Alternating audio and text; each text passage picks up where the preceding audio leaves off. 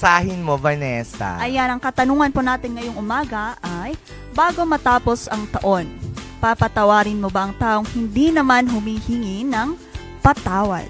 Oh.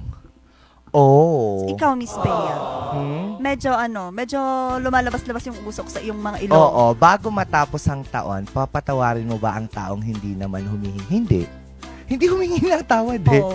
Nagbibigay ka ng patawad sa taong humihingi nito. Oo. Para ka rin, para kang nagbigay ng parang nagbigay ng pera sa taong hindi naman humihingi sa'yo. Parang hindi niya kailangan. Hindi naman niya kailangan. Para kang nagbuhat ng bahay nila kasi maglilipat, pero hindi naman nila sinasabi. Parang, parang napaka-negative yung connotation, pero may mga tao kasi talaga na parang katulad ko, you have to ask for forgiveness. Kasi, lalo na kapag maling-mali talaga yung ginawa mo. Mali-mali talaga yung pinaranas mo, pinaramdam mo dun sa taong yon. Hindi ganun kadali ang magpatawad. Pero mas madali ito pag hiningian ka ng tawad. Kasi mas magaan mong maibibigay. Kasi alam mo, Oo. na at some point, Di ba? kasi at some point, syempre, kapag humingi siya ng tawad, ayun, na-realize niya na Oo. nagkamali siya. Kaya siya hihingi ng tawad. Pero kung hindi naman na humingi ng tawad, mga ka-MB and Miss Bea, parang, bakit mo pa ibibigay? Yes. Siguro I think it's not just giving forgiveness. It's just letting go. It's just, not trying to think about it every now and then. Na parang, okay, nangyari na yung nangyari. Humingi ka man, hindi ka man humingi ng tawad, ako naka-move on na. Tapos na. Tapos na para sa akin, pero hindi pa kita napapatawad kasi hindi ko pa yun maibibigay hanggat hindi mo hinihingi. Pero okay ako. I'm at peace.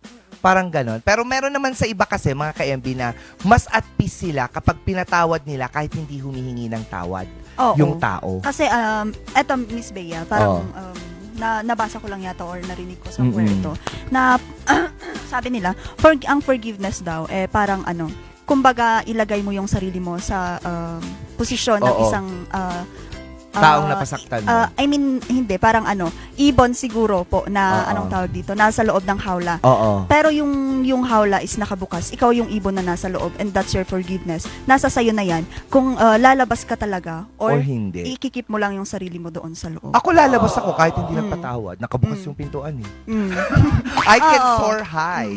Diba? Magsosoar high ako. Parang yung sinasabi mo ba, yung hawla, yun yung parang forgiveness? I can still go out. Even without giving you that forgiveness na kailangan. Kasi it's about, Miss Bea, parang it's about finding your peace mo talaga. Yung sa your sarili inner mo. peace, yourself, yung personal peace mo. Kasi, ang pangit din naman, no? Ang pangit din naman kasi ng ibang mga tao talaga na hindi nila nare-realize yung pagkakamali. Yung pag nakita ka, parang walang nangyari. Parang wala kang ginawa. Yung totoo! Kahit kamag-anak ko pa yan, wala akong pakialam. Sorry.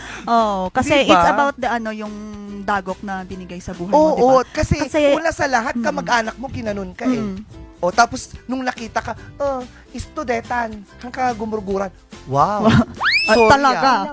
Wala ka man lang pagsusorry muna bago mo sabihin na pakawalan ko yung galit ko. Parang ganon. Oo, kasi tas kasi ang mahirap dito, no, Miss Bea, pagka hindi ka humingi ng tawad, the more na nafa-fire up yung yung galit mo sa kanya hanggang sa wala na. Gusto mo na lang Tapos pag nakikita mo talaga, parang, yan na naman sila.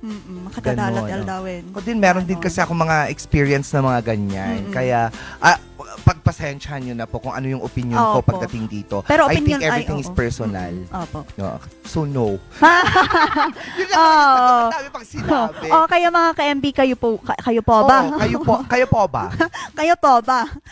Papatawarin nyo ba ang tao na hindi humihingi ng tawad sa inyo? Bago Ayun. matapos ang taon. Ako, nais